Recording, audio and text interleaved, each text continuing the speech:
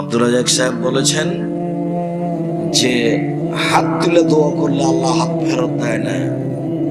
যখন চাইবেন তখন এভাবে চাইবেন, হাতটাকে মিলে থাকবে, থাকতে পারো, হাতটাকে ফাঁকা থাকবে, থাক। শুধু বলা হয়েছে হাত তুলবে যখন স্বাভাবিক কাঁধ সামনাসামনি হবে, আর যখন বলবে এখনই দাও, এখনই দেওয়া লাগবে, তখন এভাবে উঠাতে হবে।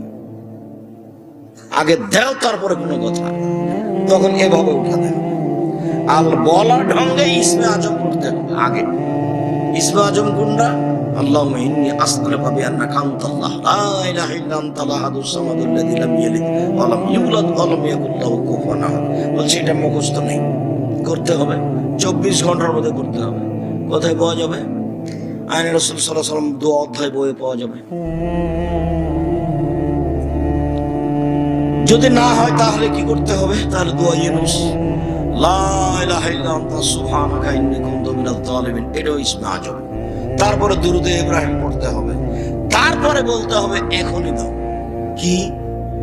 টাঙ্গাইল শহরে 10 কাঠার জমির ব্যবস্থা করে দাও, একটা বড় করে বাড়ি করো, যেটা প্রয়োজন, ভ্যান ট্যান যা হোক, গরু ছাগল, ছেলে মেয়ে, বউ বেটি, যা চাও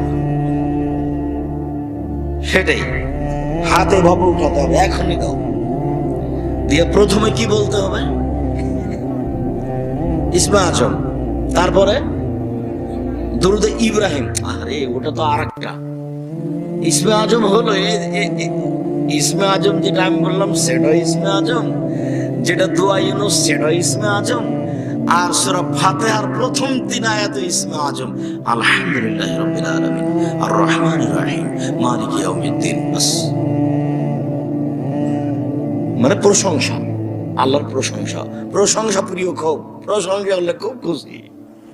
আলহামদুলিল্লাহি রাব্বিল আলামিন বলেন খুব খুশি, যার জন্য আফজালুদ দোয়া আলহামদুলিল্লাহ।